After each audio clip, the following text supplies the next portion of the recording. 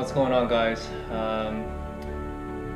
So I have my car up on the jack stands on the back, and today is the day we're going to be installing the rear sway bars from stock GT350R on my stock GT350. I already have my show you.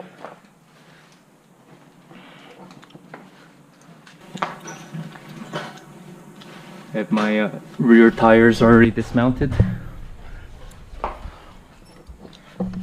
and ready to go, and it really looks like it's gonna be almost identical to a regular Mustang GT rear sway bar removal. So I was really hoping there wasn't anything curveball thrown at me, and it doesn't look like so I'm happy with that.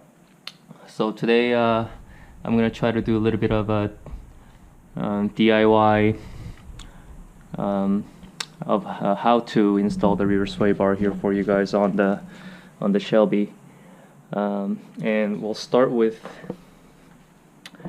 the tools you're gonna need.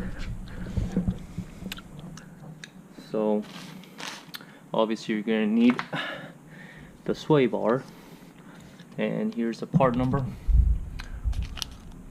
It's FR3Z5A772-E.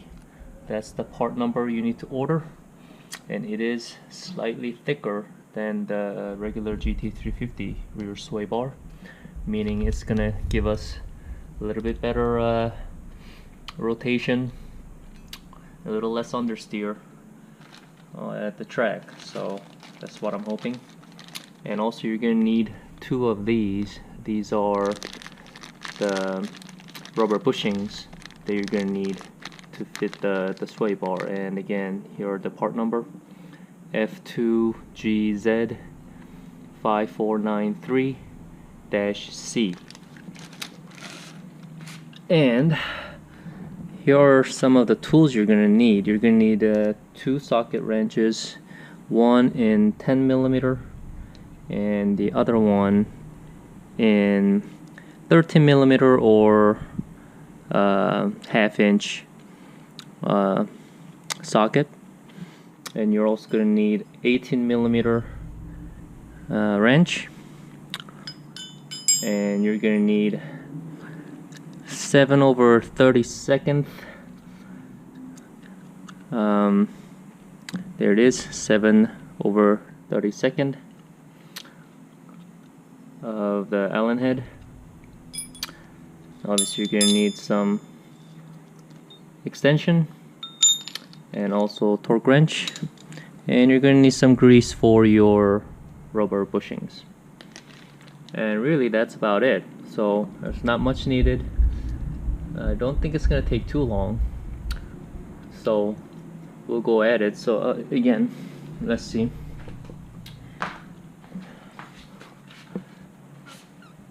So coming from the side, what you're looking to do is you're looking to remove these two bolts. The top one here is the 10mm socket. The bottom one is the 18mm where the wrench is going to go into. And while you are loosening this, you have to put that Allen head into this hole so it doesn't turn with the bolt. So that's how you're going to remove these two bolts. Once these two bolts are moved, as you can see inside, there are those two extra bolts that hold the stock bushings to the sway bar. Here's one, and here is another one right here. Hopefully you guys can see that right there. That's another one, and here's another one, and that's it. Just those four bolts. Once those four come out on either side, this whole thing should slide out fairly easy, and that's gonna be it. So I'm gonna go ahead and get to it. Unfortunately I don't have anybody to hold the camera for me, so once I remove the sway bar, I'll give you guys an update. and show you guys some comparison between the stock and the new sway bar that's gonna go in. Alright, let's get to it.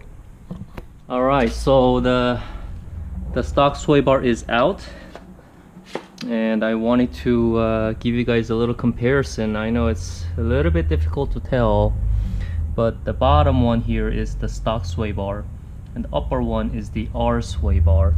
I believe it's about 2 millimeters thicker, diameter wise, and if you look carefully you'll be able to tell the upper one is slightly thicker than the lower.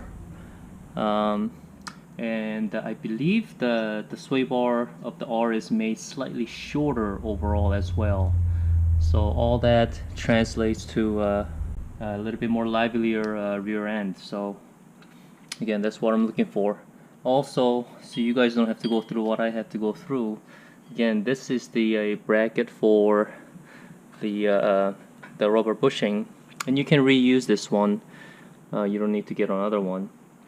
But the bolts that hold this bushing in, you're definitely gonna need to use a breaker bar like this to try to get it off much easier. With a just hand tool, something like that, it takes quite a bit of effort. So I strongly recommend using a breaker bar. And also the bolts here, it is a 13 millimeter socket. The half-inch socket actually is just ever so slightly smaller than what it is, so stick with 13 millimeters. That will work just fine. So again, this is what it looks like after the sway bar's out.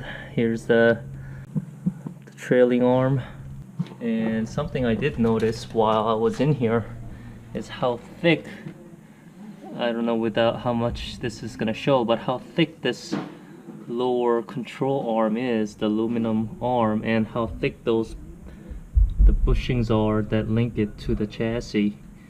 You can everything's pretty beefy, and again, it's kind of nice thing to be able to look at your suspension parts and how it is. Again, this is a magnetic shock suspension. You can see the linkage that sends the voltage to it to change the fluidity of the shock. And again, pretty beefy stuff. Well, let's try to put on the new sway bar and finish this up. Alright, here we go. Alright, so we finished installing the rear sway bar, and it went pretty smoothly. I wish I had a power tool that probably would have cut the installation time in half. It's just fiddling around with the nuts and bolts, taking them out, and that's what takes longer than it really needs to be. But well, I mean, it's fairly easy, I would say. I mean, nothing really is gonna go wrong here. I don't think. I mean, anybody with that can do any oil changes on their car should be able to do something like this. Reason why I decided to do this sway bar myself is well, one, I do like to work on my own car if possible. Again, I'm no expert at mechanics, but I try to do easy things myself, and it's my own personal way of kind of getting attached to my car and getting my hands dirty. It really helps me bond with my car. That's how I like to create that personal relationship with it. And you know, more cuts and bruises I get while I fix my car up and you know, modify or whatnot, you know, I tend to get more into that car. I'm kind of weird like that, but I'm sure some of you guys are the same.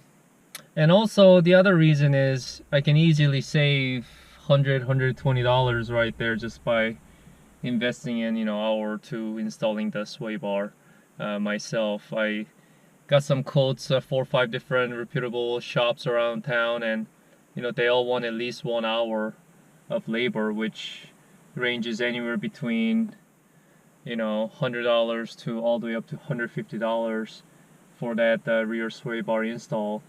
And for, you know, literally um, four bolts and nuts on each side, so 8 total. Feeling around, you know, really something I just wanted to take care of, so I don't have to pay as much for the installation now. When I install the front springs and the camber plates, I will have to use a shop. So I'm still kind of shopping around to see who's going to be able to give me the best deal of doing so, because the top nut for the front shocks, you really need the power tool to be able to torque that down properly. Well, that's gonna be done next. So yep, one down. Pretty much 2 more to go. The next one's gonna be again the front springs and camber plates, and after that it's pretty much getting some lighter wheels, and hopefully I'm debating between Cup 2 Michelin Cup 2 tires or the RE71R tires. We'll see which one I decide to go with, and that should really get me into a much closer range to a stock 350R than this. Probably the biggest difference is going to come from the wheels and tire setup. More than anything, because going from regular Pilot Super Sports to practically you know under 200 thread semi-R compound tires should shave off at least 10-15% in track times, and also lighter wheels. These wheels, when I dismounted them today, they're really heavy. I've never actually handled such heavy wheels and tires before. I mean, I know those gotta weigh at least, who knows, 50-60 pounds each, the wheels and tires together. So that's gonna save a lot of rotational mass. And also using a 305/30 19 instead of 35 19s like I have right now is gonna help in acceleration as well, because the diameter is gonna be slightly smaller. That's gonna effectively shorten the gear ratio to a certain extent. I mean, we're talking very minor stuff here, but it's gonna help definitely, especially in these type of motor where you have to be at the high rev range to be able to get most out of it. So all those small things are gonna all help. The sway bar, front, stiffer springs, a little bit extra camber on the front, stickier tires, lighter wheels, all of that when combined together, is my guess is it's gonna make quite a bit of difference. Only thing I'll be missing out at that point between this and the R, it's gonna be the aero, the rear wing, and the deeper front splitter that the R gets. And I'm not too worried about that. I mean, usually for those arrows to really take effect, you got to be going at least 130-140 miles an hour or more. So that shouldn't make a ton of difference. So yeah, we'll see how this project goes. I'm pretty excited. First part is done, and I was really hoping nothing would go wrong, and it seems okay.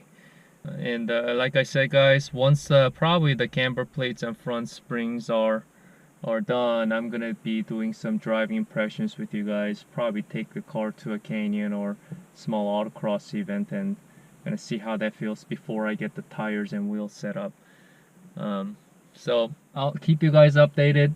And actually now I have 2 rear sway bars, stock sway bars for GT350, and judging from today's install, I'm pretty darn positive that for those of you guys who have regular GT or even the EcoBoost, I'm pretty sure they all share same exact bolt location for these sway bars. So my guess is the stock GT350 sway bar is probably a little thicker than normal GT or EcoBoost. I think it's 22.2 millimeters thick. You can Google that. But yeah, if you guys want it, let me know. I'm still doing a giveaway. I know there are two guys who are interested. First guy never contacted me. Second guy, I'm still waiting. But I do have another one now. So yeah, if anybody's interested, you're local to me, live in Southern California, willing to meet up, I'll meet up, and yeah, it's yours to keep. And yeah, otherwise, well, another weekend gone. Hope you guys enjoy the whole next week. Hope everything goes well. Work hard and play hard. I'll see you guys next time. Thanks.